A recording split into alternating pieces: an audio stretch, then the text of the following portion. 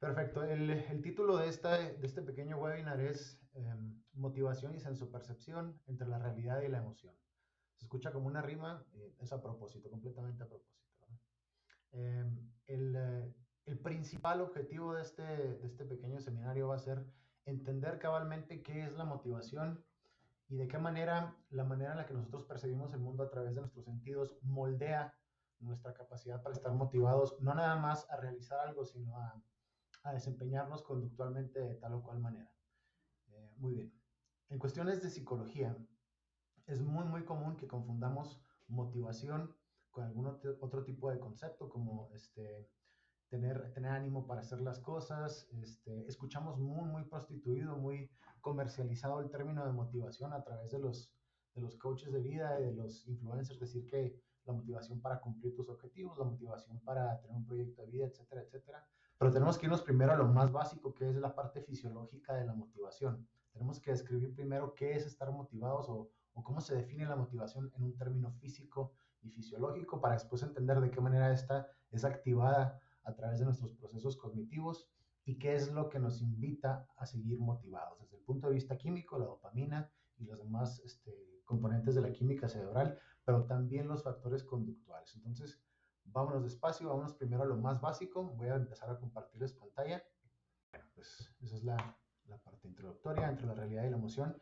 El origen de las teorías que explican cómo interpretamos el mundo a nuestro alrededor. ¿Por qué digo el origen de las teorías? Porque tenemos que ver desde un principio qué es lo que empieza a hacer cosquilla entre filósofos, científicos y psicólogos respecto a qué es la emoción, qué distingue emoción de sentimiento, por qué tenemos distintas emociones según la realidad en la que vivamos, según nuestra personalidad. Pues vamos a ir primero a la parte un poco más académica. Vamos a estudiar de una manera muy, muy resumida cuáles son las teorías principales, cuáles son las teorías contemporáneas, pero antes de eso nos vamos a ir todavía mucho más atrás a definir cabalmente y de una manera muy, muy concreta qué es motivación y qué es sensopercepción. Decía que motivarse no es estar únicamente con muchos ánimos para hacer las cosas. Creemos que la motivación es aquello que llega solo, que llega de la nada y que nos hace sentir ganas de hacer tal o cual actividad. Y no, la motivación es literalmente un impulso que dirige nuestros actos hacia un objetivo y casi siempre este objetivo es el de satisfacer una necesidad. Desde el punto de vista filosófico, el antecedente de motivación es el humano es motivado por su alma. Los filósofos desde tiempos de la antigua Grecia hasta René Descartes y Baruch Spinoza hablaban de que el ser humano está impulsado no por sus componentes físicos y químicos, no por la naturaleza material, sino por el alma que le anima a que vaya adelante con su vida, ¿no? Desde el punto de vista físico, médico y fisiológico, el humano es motivado por sus necesidades evolutivas. ¿Por qué buscamos tener un trabajo? Porque necesitamos sostener nuestra vida, necesitamos tener una casa, necesitamos tener comida, etcétera, etcétera. Y desde el punto de vista psicológico, el ser humano se motiva por la necesidad de progresar, aprender, y faltó ahí, pero es también relacionarse con los demás. Entonces, motivación no es nada más tener muchos ánimos para hacer algo, es también el impulso o la voluntad que nos dirige hacia un objetivo concreto, casi siempre el de satisfacer una necesidad. Ahora, se puede dividir de una manera muy sencilla en motivación por jerarquía de necesidades, por el origen, por el objetivo y por consecuencias. Por jerarquía de necesidades, hablando de cosas que probablemente todos ustedes ya han escuchado hasta el cansancio en materias de administración o de psicología, la pirámide de Abraham Maslow, en la cual las necesidades básicas las buscamos porque son parte de nuestra fisiología, y las necesidades un poco más arriba en el peldaño de la pirámide es necesidades superiores, de relacionarse, de tener una familia, de superarnos, etcétera, ¿no? Esas son las motivaciones que nos empujan a través de una jerarquía a obtener lo que necesitamos satisfacer. Según el origen es si la necesidad de motivación es por algo externo a nosotros, o sea, que se origina fuera de nuestro campo de acción físico y mental, o dentro de nosotros. Casi siempre los sentidos de motivación de los que se habla en redes sociales, de los que se habla con los coaches motivacionales, influencers, habla de cosas intrínsecas según esto, ¿no? De que tenemos la necesidad de motivarnos para desarrollarnos, superarnos, etcétera, etcétera. Pero en realidad ese tipo de motivación casi siempre es externa porque vemos algo que alguien más tiene y queremos compararnos con esa vida y lo buscamos a través de todos los medios de motivación posibles.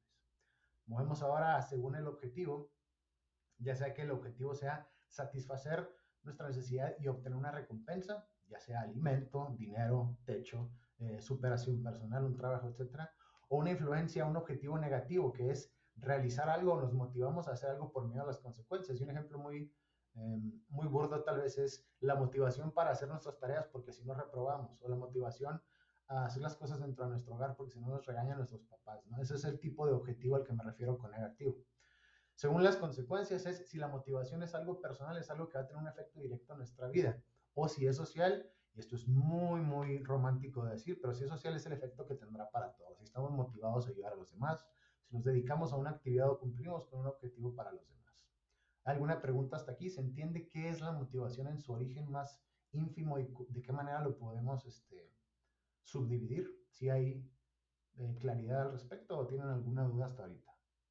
De las que les hablaba en cuanto a motivación. Vamos ahora a sensopercepción. Escucha muy dominguera esta palabra, pero sensopercepción es, literalmente en términos psicológicos, es el proceso por el cual recibimos todos los datos, todos los estímulos e información de nuestro medio ambiente y de qué manera los vamos codificando en nuestro cerebro y procesando la imagen que tenemos de la realidad.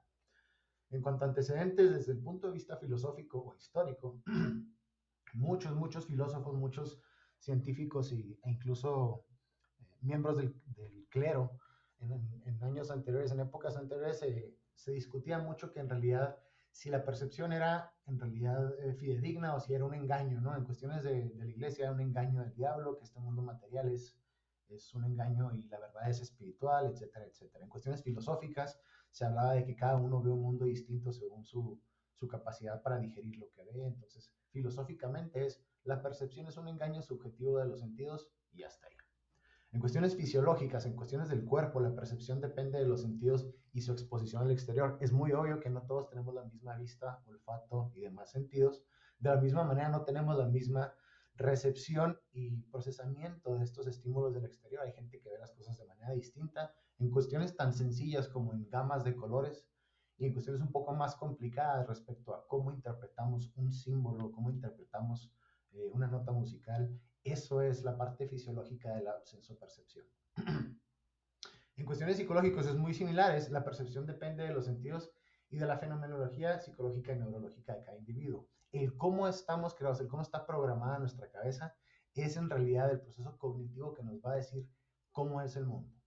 Aquí es donde entra precisamente todo lo que tiene que ver con psicología, con terapia, con reprogramación conductual, desde el punto de vista de que nuestras programaciones y nuestras deficiencias o capacidades neurológicas van a modificar la manera en la que percibimos el mundo y por ende la manera en la que tenemos motivación o falta de ella para alcanzar un objetivo.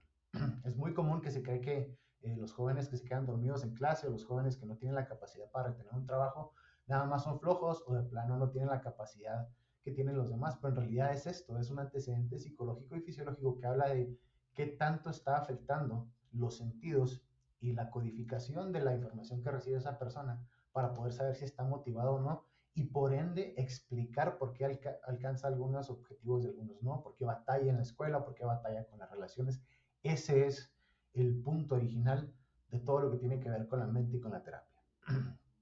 Perdón, en cuestiones de sensopercepción podemos dividirla en tres principales vertientes, la conductista, humanista y cognitiva. De manera muy sencilla, la conductista es la que enfatiza que nosotros percibimos en base al rol de la recompensa que queremos obtener. Esa es la motivación, nada más.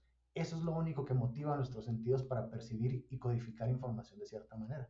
En cuestiones humanistas se recalca la importancia de las capacidades del ser humano para desarrollarse. Es qué tanto estamos aprovechando lo que tenemos a nuestro servicio para poder seguir motivados, qué tanto usamos nuestras capacidades intelectuales y sensitivas.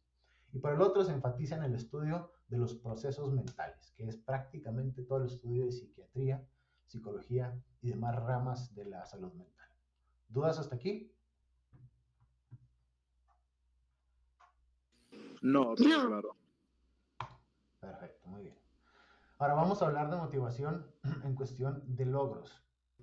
Cuando hablo de motivación hacia los logros, es muy común, y aquí es donde el contenido que subo a veces a redes sociales o lo que discuto a veces en terapia es cuando falta motivación, cuando estamos batallando para mantenernos motivados hacia un objetivo, hacia un punto de nuestras vidas que queremos llegar, es muy común que empecemos a criticarnos a nosotros mismos o a hablar de que simplemente no tenemos ganas de hacerlo y empezamos a empezamos a excavar un poco en todo este tema de la depresión, en que si me falta algo, que si no tengo el empuje suficiente, que por qué no tengo la capacidad de hacer tal o cual cosa. Y esto únicamente nos hace que nos convirtamos en un círculo vicioso de culpa que nos lleva a ir bloqueando cada vez más la motivación que tenemos hacia tal o cual objetivo.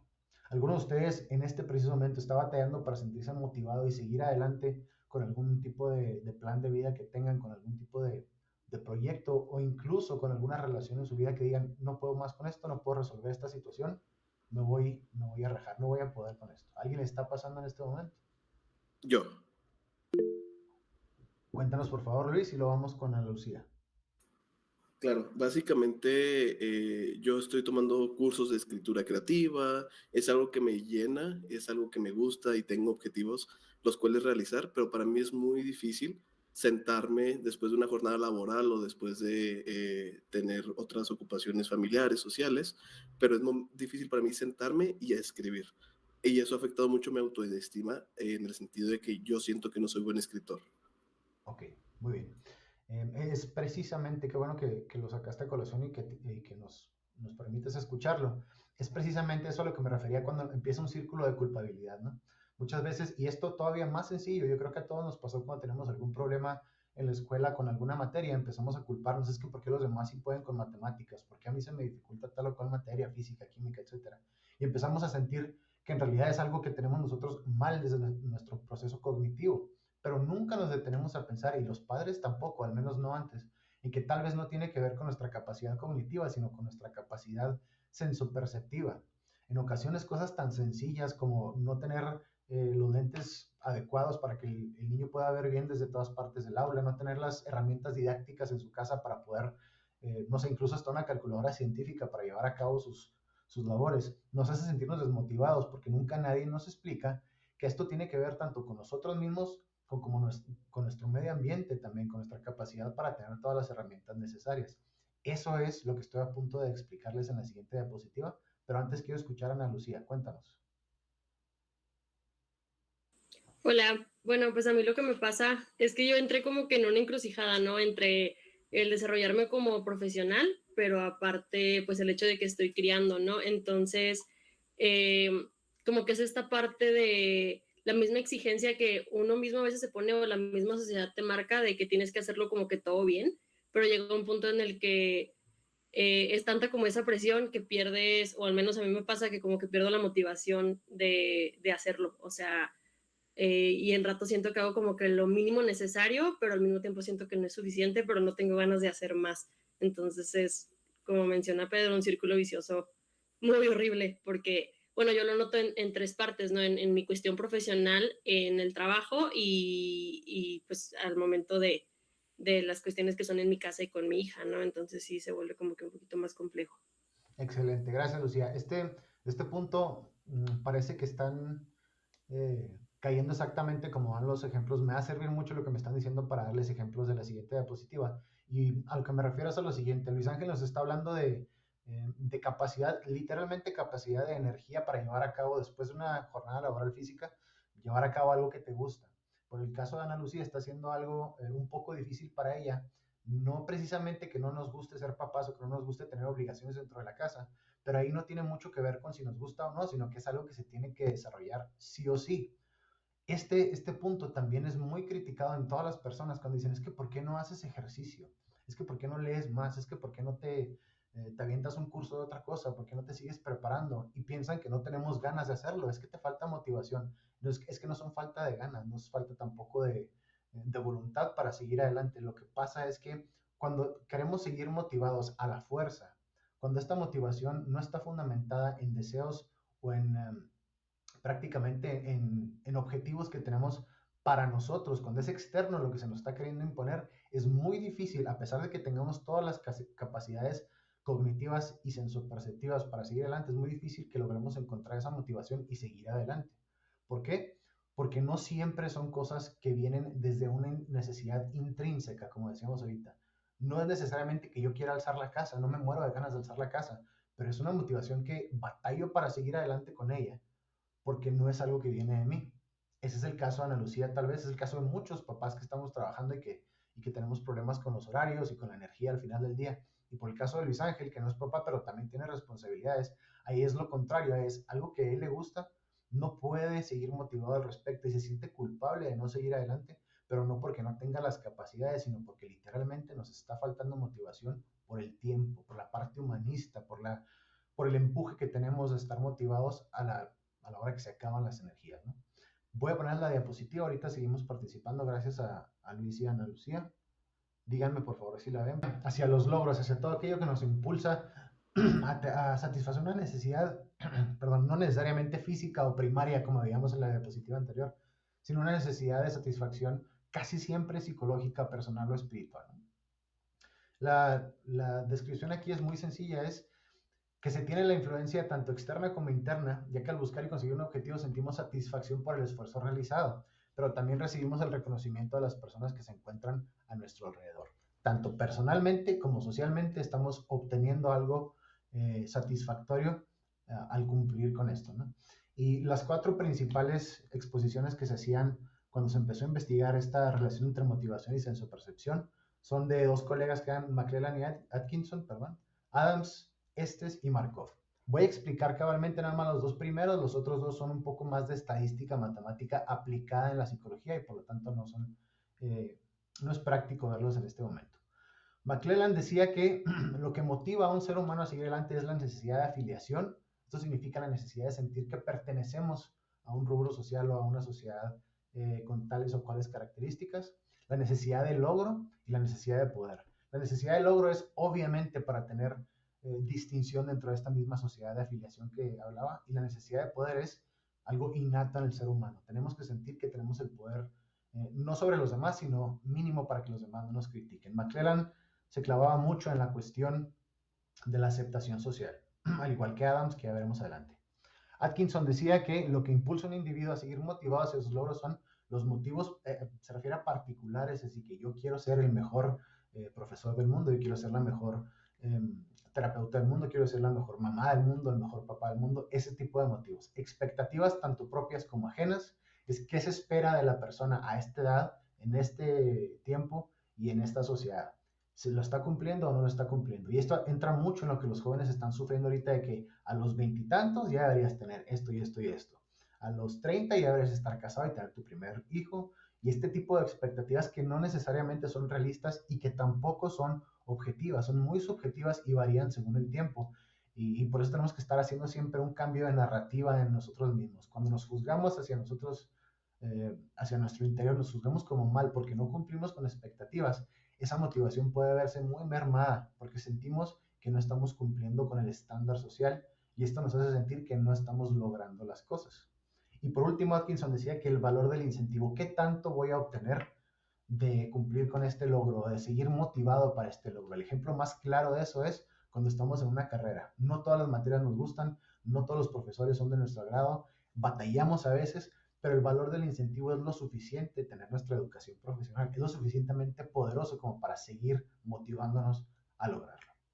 Por el otro lado, Adams explica que la percepción que tiene la persona sobre el trato justo resulta ser influencia, ya sea para motivarla o desmotivarla. Adams se le catalogaba como uno de los padres de la psicología social y decía que nosotros constantemente, sea que tengamos motivación hacia un logro o no, o que tengamos motivación hacia evitar un castigo o no, siempre estamos comparándonos con los demás. ¿Por qué yo, que estoy echándole esta cantidad de ganas al trabajo, no tengo lo mismo que alguien que entró junto conmigo y ahora tiene un puesto superior? ¿Por qué yo, que soy un buen ciudadano, no tengo un servicio médico que sea de mi agrado y hay personas que son pésimas personas, que son pésimos ciudadanos, padres e hijos, y les va súper bien en cuestiones de salud? Este tipo de comparación tiene mucho que ver con lo que decía Atkinson de las expectativas sociales. Estamos constantemente, este es uno de los principales motivos de la ansiedad en adultos jóvenes, es el por qué yo no, por qué yo tengo esta condición y los demás no, por qué hacemos esto de esta manera y no nos va igual. Entonces, este tipo de logros puede afectar para bien cuando decidimos que la comparación con los demás es una motivación para seguir adelante, porque decimos, si los demás pueden, yo también. Pero cuando nos comparamos con los demás y eso nos hace sentir mal, esto puede afectar muchísimo nuestra calidad de vida, nuestra calidad de salud mental, porque estamos cumpliendo o no cumpliendo con expectativas de lo que los demás tienen. ¿Se entiende hasta aquí? Sí. Muy bien. En lo que Luis Ángel nos pone la diapositiva de motivación hacia la agresión. ¿Por qué estoy hablando de hacia la agresión en este momento? Es uno de los principales sentimientos o emociones que se tiene cuando nuestra motivación hacia un objetivo se ve frustrado. Cuando pensamos en agresión, inmediatamente pensamos en violencia, pero no necesariamente es violencia física o violencia verbal. También la agresión puede ser una oposición hacia algo que está sucediendo en nuestra vida. Y aquí lo dice de una manera muy concreta. La agresión es el acto de acometer hacia alguien para matarlo, herirlo, hacerle daño, etcétera, etcétera. Pero obviamente en nuestra sociedad ahorita no nada más cuando alguien frustra nuestros objetivos, no inmediatamente vamos y queremos golpearlo o hacerle algo, no, sino que empezamos a crear dentro de nuestra cabeza esta conspiración en contra de esta persona y este rencor y este sentimiento o emoción de odio que nos afecta no nada más psicológicamente, sino también a un nivel fisiológico, que es el sobrecargo de estrés y cómo el cortisol afecta a nuestros intestinos y cómo afecta a nuestra presión sanguínea, hasta contracturas musculares, ¿no? Entonces, a eso me refiero con agresión. Ahora, ¿de dónde viene la agresión? Los principales tres exponentes o los principales tres vertientes, perdón, de la agresión como una frustración ante nuestra motivación de cumplir algo son las siguientes. La agresión-frustración es cuando la agresión es el resultado de bloquear o frustrar los esfuerzos de una persona para alcanzar un objetivo o a su meta. Esto todos en una medida pequeña o no tan pequeña lo tenemos día a día en cuestiones laborales, ¿verdad? Eso es algo muy sencillo de entender. Ahora, la personalidad y agresión. Según Freud, la agresividad es la consecuencia de la reorientación del instinto destructivo de uno mismo hacia los demás. Esto tiene que ver con la culpabilidad de la que hablamos ahorita con Luis Ángel y es, me siento tan culpable de que no estoy siendo capaz de hacer esto en mi vida, de tener esta motivación en mi vida, que en vez, como no me puedo hacer nada a mí mismo o temo culparme a mí mismo, vamos a culpar a alguien más, vamos a ser agresivos hacia los demás y esto es muy, muy común en la ira redirigida cuando tenemos un problema con alguien más. Es que, ¿por qué estás de genio? ¿Por qué eres tan agresivo? ¿Por qué eres una persona tan explosiva? La gente piensa que es contra ellos, pero en realidad es una culpa hacia nosotros mismos que redirigimos hacia los demás. A todos nos ha tocado cuando dos papás se pelean o cuando dos mejores amigos se pelean y se desquitan contra nosotros. No es que tengan algo contra nosotros, es literalmente la reorientación de esta agresión por haber sido frustrado un objetivo. Por el lado de Watson, otro de los principales pioneros de la agresión, es la agresividad no es innata, sino que es aprendida por el entorno en que la persona se desenvuelve. Un hijo o una hija con papás agresivos aprende que de esa manera tiene que reaccionar cuando se frustra algo que él quiere. Desde un punto de vista psicológico, si usted quiere saber si su hijo va a ser agresivo o no, muy sencillo. Véase usted mismo al espejo cuando está teniendo una reacción adversa, cuando algo no le sale bien, y eso va a ser su hijo, porque los hijos están constantemente viendo la respuesta de sus padres, porque a través del ejemplo aprenden. Con eso se ahorra uno cantidades inmensas de terapia, ¿no? Ahora, Roca, otro de los principales exponentes de la personalidad de la agresión, decía que la agresión es el resultado de ser víctima de violencia y que pudo haber sido causada por efectos neurológicos en ciertas partes del cerebro que se encargan de la defensa de uno mismo. Cuando alguien tiene un trauma en la niñez y este trauma le lleva a sentirse desprotegido, a sentirse débil o a sentirse simple y sencillamente chiquito toda su vida, esta persona se convierte en alguien agresivo. Si ustedes conocen a alguien que está muy traumado con la manera en la como se ve, particularmente los hombres que son de estatura un poco más baja o las mujeres que son de peso un poco más arriba que las demás, es muy común que estas personas sientan agresión hacia sí mismos y empiezan a ser violentos hacia los demás o lo hacen como una manera, un mecanismo de defensa para poder sentir este sentimiento de agresión hacia los demás y verse protegidos. Pero por el otro lado, las causas neurológicas son muy sencillas de aprender. Cuando hay un golpe, cuando hay un traumatismo fuerte, puede ser dañada esta área que relaciona la protección física con la violencia. ¿Sí? Entonces, hasta ahí es más o menos qué tiene que ver nuestra personalidad o por qué la motivación y la agresión se ven muy encadenadas cuando tiene que ver con de qué manera se frustran nuestros objetivos. Y por último, el cambio social y la agresión. Un país, una sociedad, un pueblo en el cual las personas no tienen nada por qué batallar, tienen un gobierno más o menos bueno, es muy poco común que haya agresión. Pero por el otro lado, un pueblo en el que las condiciones económicas no son las óptimas, la seguridad social tampoco, los gobernantes no ven por su pueblo, hay pobreza, hay crimen, hay todo esto, pues claro que el cambio social va a generar agresión en nosotros, ¿no? ¿Por qué? Porque está frustrando nuestra capacidad para llevar adelante nuestro progreso, para llevar adelante la satisfacción de nuestras necesidades. ¿Estamos bien? ¿Alguna pregunta o comentario hasta ahí?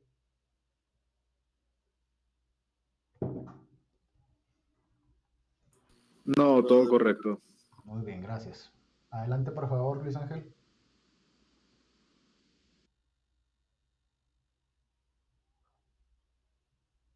Muy bien. Voy a irme rápido con esto porque esto no es una clase de filosofía ni de historia, a pesar de que muchos de ustedes podrían esperar eso de mí, ¿verdad? Ahora ya hay 3 alumnos míos aquí. Saludos a Valeria también. No Valeria Lucero, Valeria Acuña. Teorías clásicas de la emoción. Ahora, ¿qué tiene que ver esto? Se hace la confusión muy sencilla de qué es un sentimiento y qué es una emoción. Voy a matar esta discusión rápidamente. El sentimiento es algo irreal. El sentimiento es una expectativa de lo que se supone que deberíamos imaginar en nuestra cabeza cuando tenemos un estímulo. Los sentimientos son prácticamente irreales. Las emociones, por el otro lado, antes de empezar a darles este antecedente, la emoción es algo fisiológico. Es una reacción que tienen a través de nuestros sentidos. Percibimos estímulos que nos hacen recordar algo que ya sabemos que es peligro, que ya sabemos que es frustración, y causan a nivel físico, a nivel mental, químico, causan una reacción completa que hace que nuestro cuerpo se ponga en alarma o en alerta y cambie por completo lo que sentimos, ¿no? La emoción de felicidad, las emociones buenas o malas, todas tienen un origen en la sensopercepción.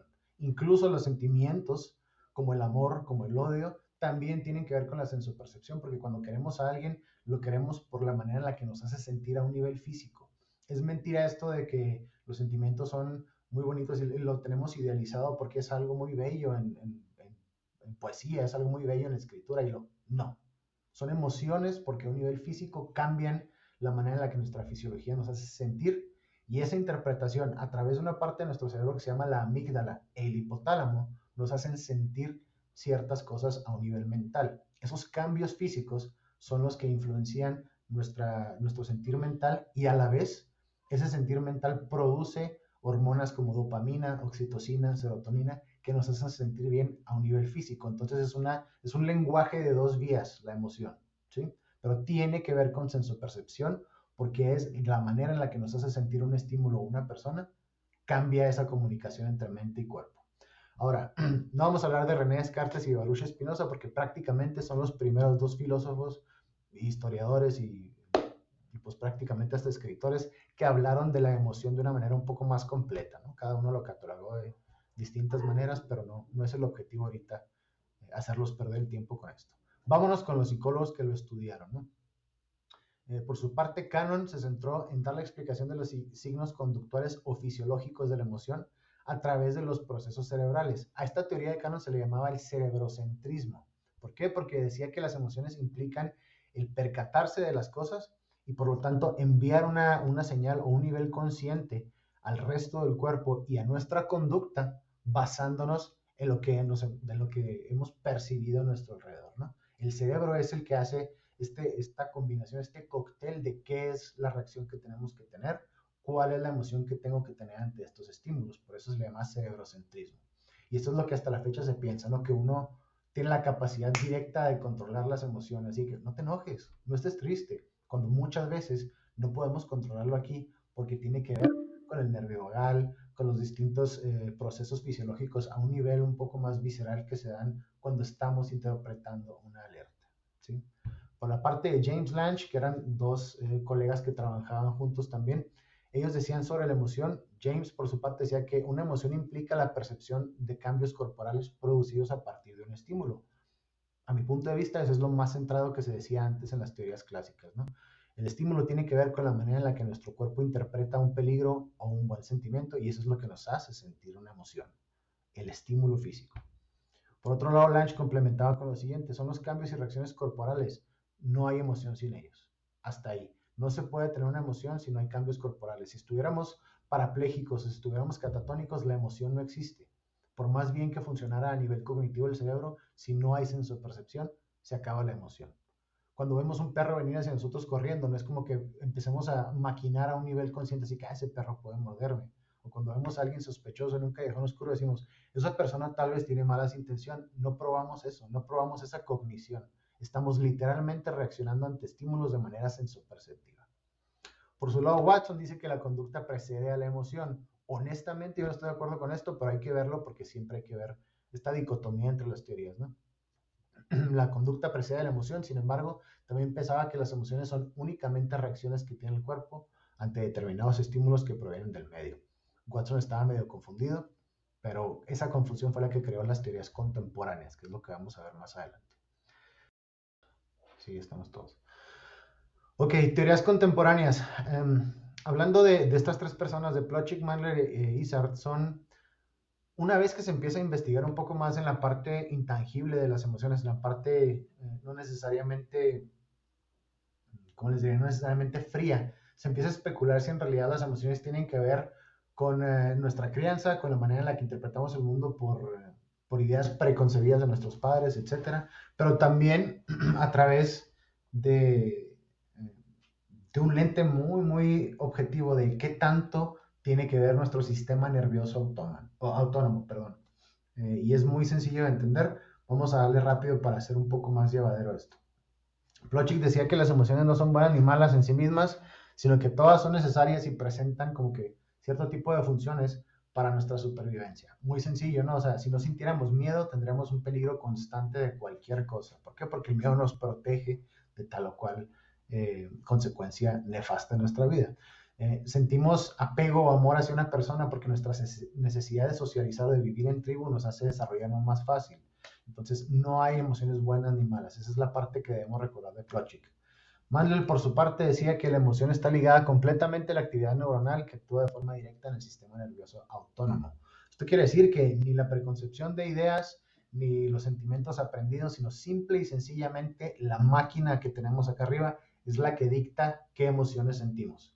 Cuando hablamos de un psicópata, cuando vemos documentales de sociópatas y psicópatas que hacen tal o cual, no sé, asesinato o cosas muy extrañas, decimos, ¿qué onda con esa persona que no tiene sentimiento, no tiene emociones? Sí las tiene, pero están dictadas por sus configuraciones neuronales, por la parte neurológica, y a veces la falta de un componente químico en el cerebro es lo que nos hace actuar de cierta manera o no sentir las emociones de la misma forma que los demás. Entonces, Plotchik hablaba de la parte de la supervivencia, Mandler hablaba de que todo tiene que ver no con emociones, sentimientos y cosas externas, sino con el cerebro y sus terminaciones nerviosas.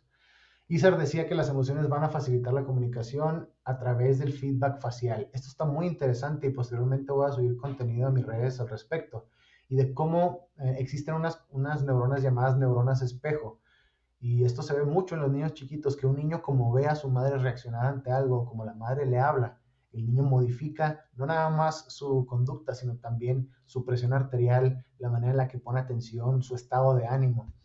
Eventualmente este feedback facial nos dice que también estamos sintonizados con los demás porque es también de supervivencia, ¿no? Si vemos que alguien está asustado, nosotros nos asustamos. Esto es muy común. Si ustedes ven a una muchedumbre correr, no se detienen a ver qué está pasando, no, simple y sencillamente corren también porque es un feedback o es una retroalimentación que nos hace sentir una emoción de miedo.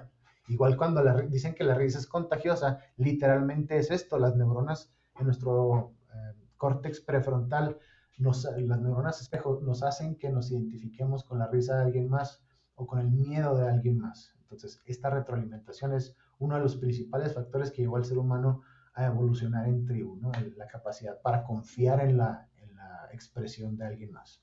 Tanto Mandler como Izard se puede catalogar como que ambos estaban yendo hacia la fisiología de la emoción, o sea, la parte física que dicta las emociones, no tanto que si es bueno, que si es malo, que si la conducta aprendida, que si, etcétera, etcétera, sino a qué tanto nuestra composición física modifica la emoción que tenemos y por ende los conceptos psicológicos y los preceptos que van dictando nuestra estructura cognitiva. A grandes rasgos, una respuesta emocional se constituye tanto por aspectos conductuales como hormonales y neurovegetativos. Neurovegetativos significa aquellos impulsos que no controlamos nosotros y que no están siempre activos. No siempre secretamos adrenalina de una manera superior a lo que hacemos normalmente, nada más cuando hay peligro o mucha euforia. No siempre bajamos nuestro ritmo cardíaco, no siempre sentimos oxitocina en todo nuestro cuerpo. Entonces tiene que ver también con la parte que está esperando, que está vegetativa hacia un resultado esperado.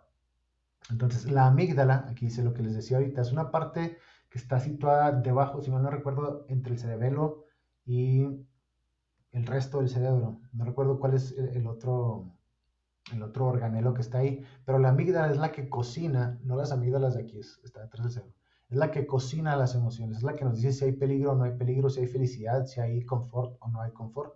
Más adelante, en otras emisiones, vamos a hablar de eso. Ahora, el sistema nervioso autónomo, el SNA y la emoción. El sistema nervioso autónomo se distingue del sistema nervioso central, que es el que está meramente acá, porque está compuesto por fibras nerviosas que recorren todo nuestro cuerpo. Es aquel sistema nervioso que reacciona sin que nosotros le pidamos que reaccione. No le pedimos al cuerpo que respire, no le pedimos al corazón que lata, no le pedimos a las glándulas suprarrenales que suelten noradrenalina. Es algo que se hace en base a una recepción de los sentidos que nos dicen aquí hay peligro, aquí hay confort, aquí hay tal o cual configuración ambiental, ¿no? El sistema nervioso simpático es literalmente el que regula las respuestas de activación. Cuando lloramos porque estamos muy tristes, cuando sentimos demasiada fuerza en nuestras extremidades, cuando estamos a punto de pelear o de correr, eso es parte del sistema nervioso simpático. Se aumenta la frecuencia cardíaca, la presión arterial, la respiración va un poco más rápido. Decimos, ¿por qué estoy respirando más rápido? Esto es muy común en los ataques de ansiedad. No sé por qué me siento mareado, no sé por qué siento el corazón aquí en el pecho latiendo muy fuerte, no sé por qué siento tensión en los músculos. Y no sabemos porque nuestra parte consciente no está procesando peligro, lo está procesando la parte subconsciente. A muchos de ustedes les he comentado que existen 3 partes o 3 áreas principales en las que se puede visualizar el cerebro. La parte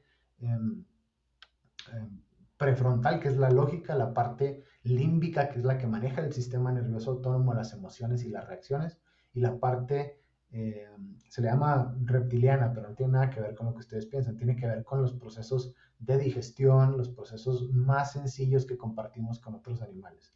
Pero la parte límbica, la parte de las emociones, la parte que está dictando este sistema nervioso autónomo, es el que nos hace reaccionar ante emociones. Los ataques de ansiedad, los ataques de pánico no tienen que ver con algo que estamos constantemente pensando, aunque a veces el pensamiento lógico puede desencadenar un sentido de alerta. Pero las emociones están regidas literalmente, aunque no lo sepamos nosotros a nivel consciente, cuando tenemos una preocupación, un trauma o un estímulo que nos recuerda a un trauma que no hemos sanado o a una herida psicológica que no está completamente trabajada.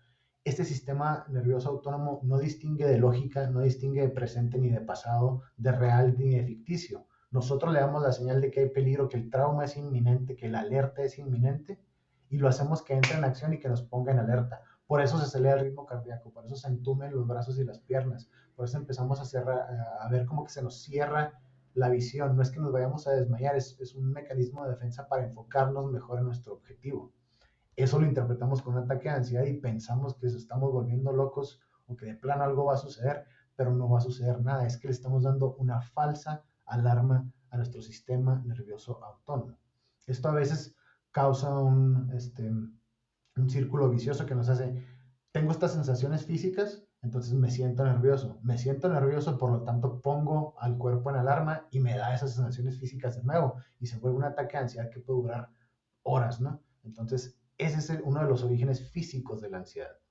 Ahora, ese es el sistema nervioso simpático, el que pone esta activación de todas estas reacciones sensoperceptivas y fisiológicas en acción.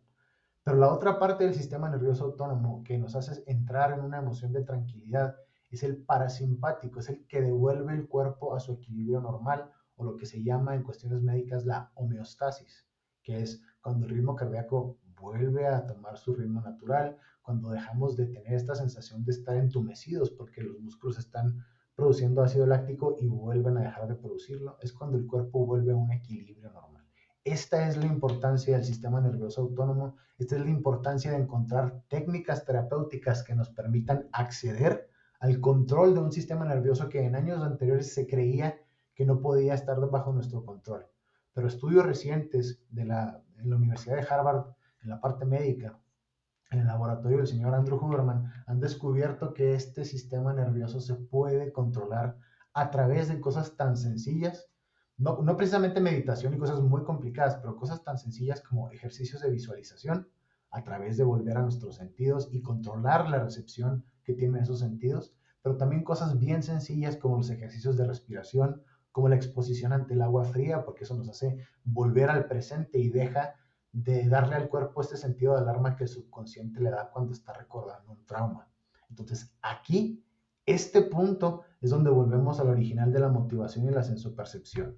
¿Por qué no tengo la energía suficiente? ¿Por qué no tengo la capacidad para atacar los problemas que tengo actualmente? ¿Por qué no tengo la motivación para poner un plan de vida en orden y darle para adelante para que se dé? ¿Por qué? Porque a veces nuestra fisiología juega en nuestra contra.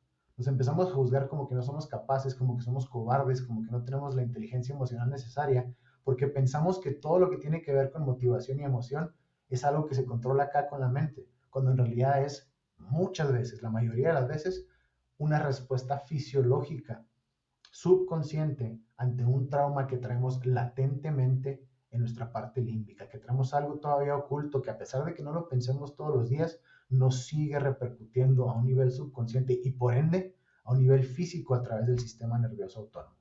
¿Se entiende? Sí, todo claro.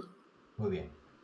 Como conclusión, la motivación y la sensopercepción se unen en la siguiente manera. La manera en la que nosotros percibimos al mundo a través de nuestros sentidos y cómo estos sentidos reaccionan y codifican la información es lo que nos va a decir si podemos o no podemos seguir adelante con un objetivo. Si podemos y tenemos la voluntad y las capacidades para cumplir con una tarea. No es nuestra voluntad, no es nuestra cobardía o valentía, es literalmente la manera en la que nuestros sentidos están configurados y cómo estos le mandan al sistema nervioso autónomo, nuestro cerebro subconsciente, una señal de que puede hacer algo o no, de que ponga en acción este sistema de alerta o no, o de que lo vuelva a su equilibrio. No es que no tengamos capacidades, no es que no tengamos la motivación necesaria, no es que seamos menos que los demás para cumplir un objetivo. En más del 50% de las veces no es un proceso cognitivo, sino un proceso fisiológico. Es por eso que cualquier terapeuta que se respete a sí mismo, que cualquier doctor que se respete a sí mismo, tiene que primero investigar qué tan bien está la salud física de esa persona. ¿Tiene suficiente exposición al sol durante el día para producir mejor melatonina que le ayude a dormir mejor en la noche? No, pues que sí. Ok, entonces si sí está durmiendo, entonces puede ser también otra cosa que tenga que ver con la alimentación. Nuestro metabolismo juega un papel clave dentro de la activación y desactivación del sistema nervioso autónomo. Cualquier terapeuta que se va directo a los traumas, que se va directo al psicoanálisis y al pasado de alguien, está brincándose un paso muy importante en un diagnóstico adecuado, y ese paso es ver primero la calidad fisiológica sensoperceptiva de una persona.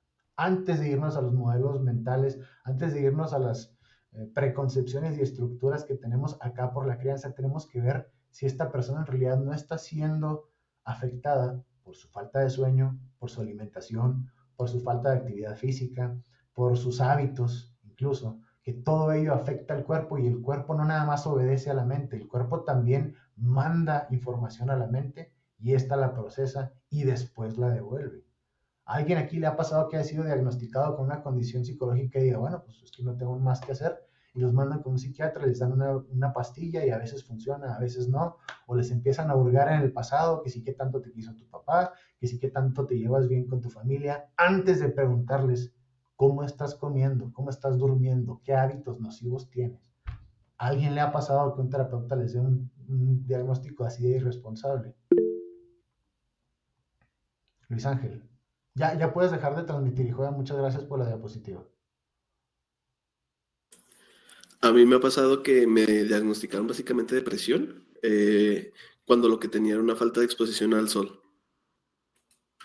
Okay. Así de simple, simplemente se me dijo, tú tienes esto y hay que hacer cosas para poder ayudar con eso, cuando realmente cuando me cambié de terapeuta resultó que era una falta de exposición al sol porque pasaba en oficinas y en lugares sin ventanas todo el día.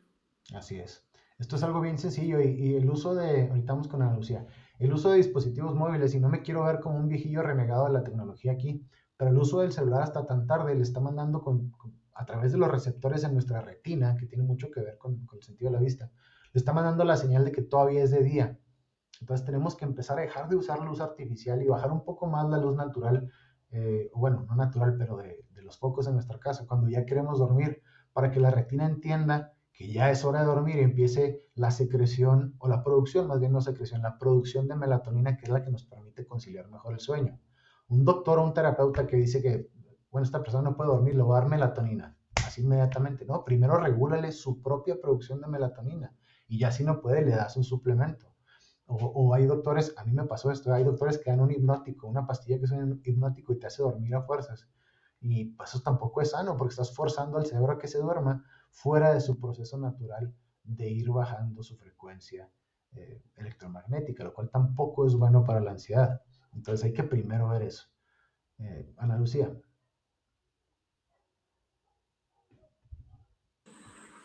Me pasó cuando estaba, creo que recién que había entrado a la carrera. Yo siempre había tenido el problema de que batallaba mucho para dormir. Pues eso, sobre todo, obviamente, ya sumado ya tiempo después que empecé a atenderme justamente con psiquiatría, me dijeron que estaba asociado porque no dormía. Entonces, en el momento en el que me dieron un medicamento que me ayudaba a dormir, ya los síntomas que tenía del síndrome de estrés postraumático, que eran los ataques de ansiedad y el no poder dejar tener pensamientos intrusivos, etcétera, disminuyó completamente. Entonces, sí me explicó la psiquiatra que no era que hubiera tenido síndrome de estrés postraumático, simplemente que mi regulación del sueño era muy diferente al de otras personas, porque la parte central de mi hipocampo, que es la que regula el sueño, no funcionaba adecuadamente porque desde niña no dormía bien. Entonces ya una vez que me dio el medicamento, todo chido. Muy bien. Sí, es increíble la cantidad de ignorancia o la cantidad de irresponsabilidad que hay en un diagnóstico rápido nada más para sacar un paciente y meter a otro y seguir cobrando, ¿no? Por eso es tan importante, por eso me gusta a mí tanto el enfoque de Gestalt, en el cual se ve el ámbito completo del paciente, no nada más la enfermedad.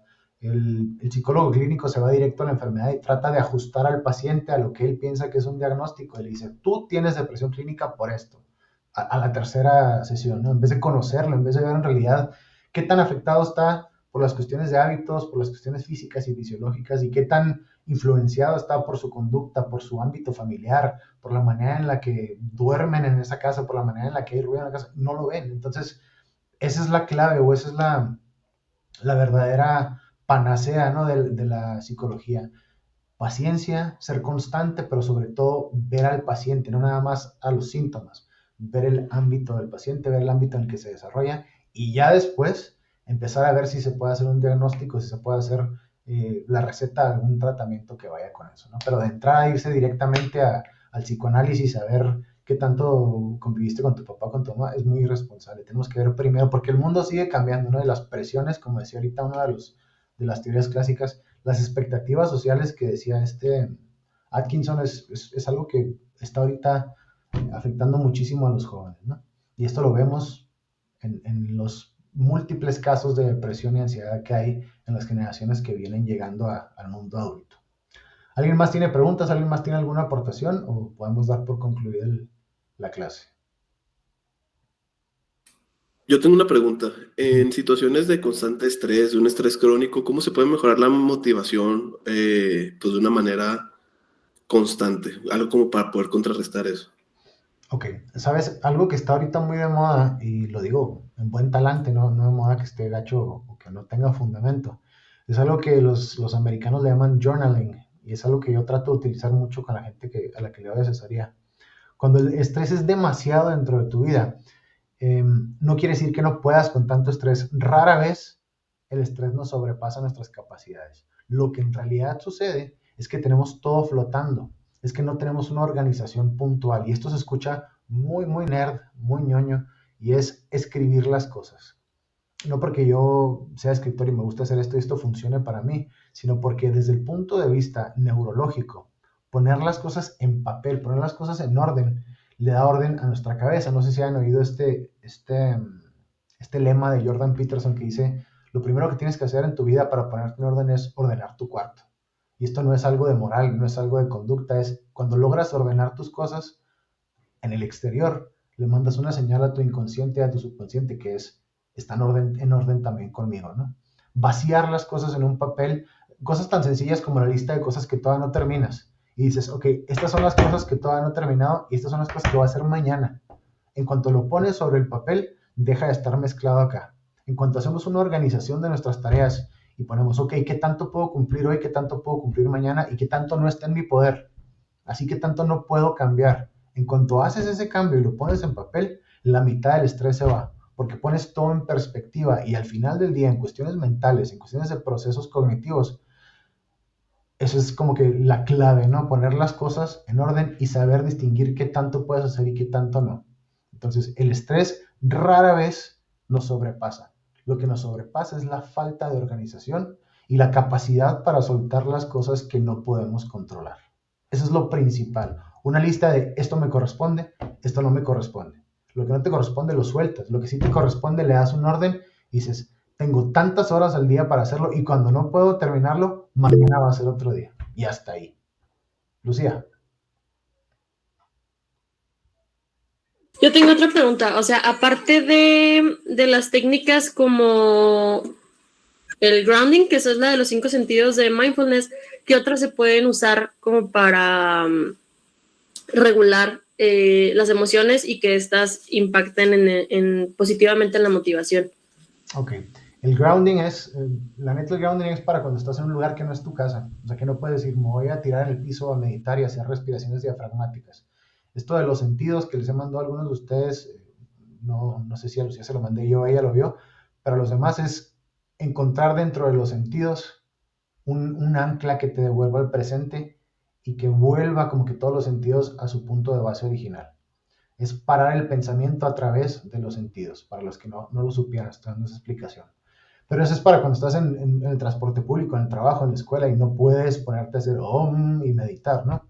Pero cuando sí puedes, otras técnicas muy, muy sencillas, es tan sencillo que parece ridículo, pero es volver a la respiración. No necesariamente la respiración diafragmática profunda que hacemos al meditar, sino la respiración consciente.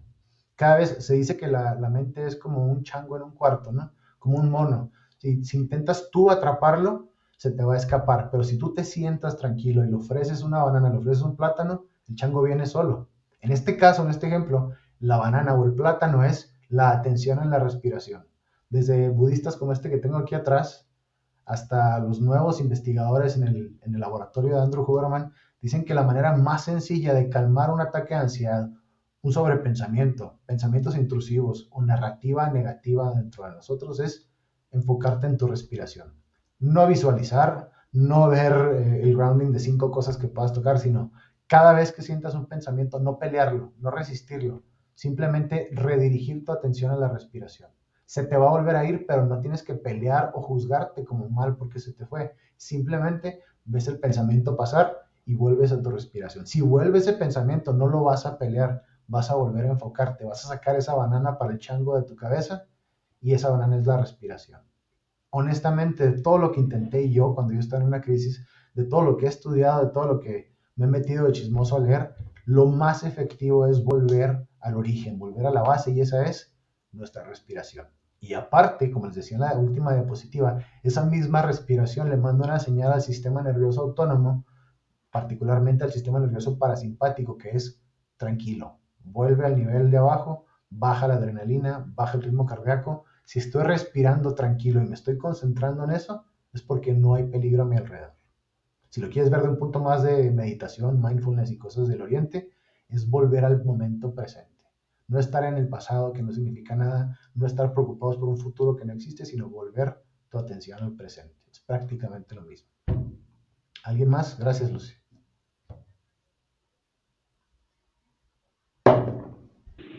Yo.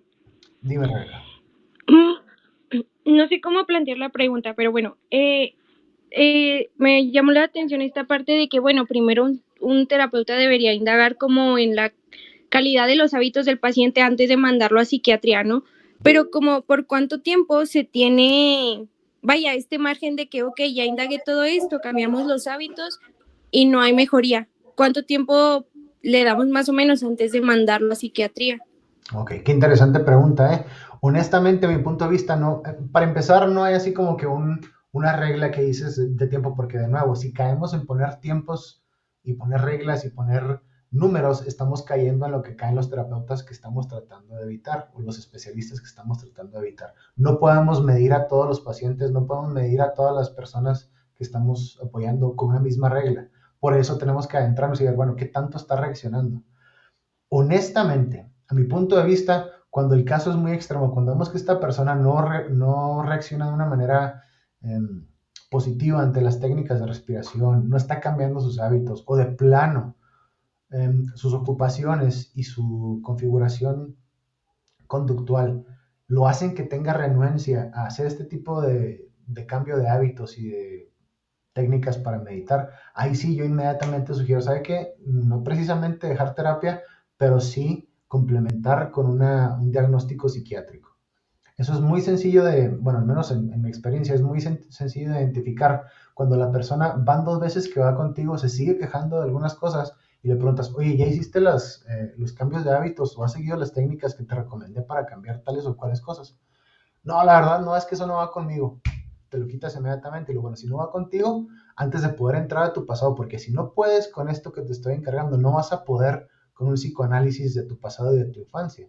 Entonces, para poder adentrarte en eso, tienes que primero tener los niveles de homeostasis como van, tienes que tener un control de las emociones y de tu sistema nervioso autónomo un poco más, más fuerte, y si no lo puedes hacer tú, si no tienes la disposición o la voluntad de hacerlo, vamos a hacerlo a través de una pastilla, vas con un psiquiatra y que te dé un antidepresivo, que te dé un ansiolítico y a ver si ahora sí te dignas a trabajar en ello, ¿no? Pero es muy difícil poner un número de consultas y decir, a las 3 consultas, si no reacciona, va con el psiquiatra. Ahí tenemos que ser muy subjetivos y conocer el trasfondo de la persona, la personalidad, y esto tiene mucho que ver también con cierta intuición que hay que desarrollar como terapeutas, y es la de saber si la persona en realidad está en disposición de hacerlo, saber si está yendo a terapia nada más porque es algo que se espera de él o de ella, o si en realidad tiene la disposición de hacerlo, si tiene las ganas, si tiene la voluntad y te dice, de plano, no puedo. Entonces ya decimos, si no estás pudiendo con algo tan sencillo como la respiración, si sigue llegando a ti de noche un ataque de ansiedad y cosas así, entonces sí tenemos que, a la par de la terapia, ir a complementar con tratamiento neurológico, con un diagnóstico psiquiátrico, y ahora sí seguir juntos a darle a ver qué es lo que sirve más, ¿no? También es algo muy común que un terapeuta o un psicólogo te diga, no se meta con pastillas, eso es puro veneno y nunca va a poder usted salir de eso, es como la mafia, ¿no? Meterse antidepresivos es como meterse a la mafia. Es muy irresponsable, porque hay cosas que un psicólogo no puede tratar. Por más que querramos, por más que haya disposición, técnicas y estudio, hay cosas que son literalmente, como vimos ahorita, que son físicas. Entonces, tenemos que tener mucho tacto con eso. De la misma forma, tampoco podemos pensar que el psiquiatra lo va a resolver todo. Hay cosas que literalmente son de conducta, y por más paroxetina, fluoxetina y alprazolam que te metas, si lo tuyo es conductual, la pastilla no te va a hacer nada, nada más te va a adormecer. Entonces, yo creo que ahí es donde tenemos que hacer mucha mancuerna, psiquiatras y psicólogos. Gracias, Rebeca. ¿Alguien más?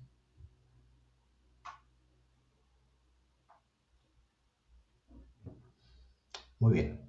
Bueno, pues espero que haya sido mínimo ilustrativo este pequeño resumen de lo que es la motivación a través de los sentidos, o cómo influencian los sentidos a nuestras emociones, y que al menos tengamos un parámetro más amplio de que cuando nos sentimos de cierta manera, no necesariamente es que estemos mal de acá, no necesariamente es que seamos unos traumados que no han podido superar su pasado. A veces tiene muchísimo que ver con la regulación del sistema nervioso autónomo y con nuestra regulación de hábitos que afectan a nuestros sistemas fisiológicos. Muchas gracias a todos. Este video va a estar disponible si quieren compartirlo. Obviamente editado, ¿verdad? Ya quitándole las partes de las fallas técnicas. Pero va a estar disponible, yo creo, mañana o pasado mañana en YouTube. Les paso la liga y les agradezco mucho la paciencia y la disposición por acompañarnos. Nos vemos. Gracias. Nos vemos, muchas gracias. Gracias. Gracias, hasta luego. Bye.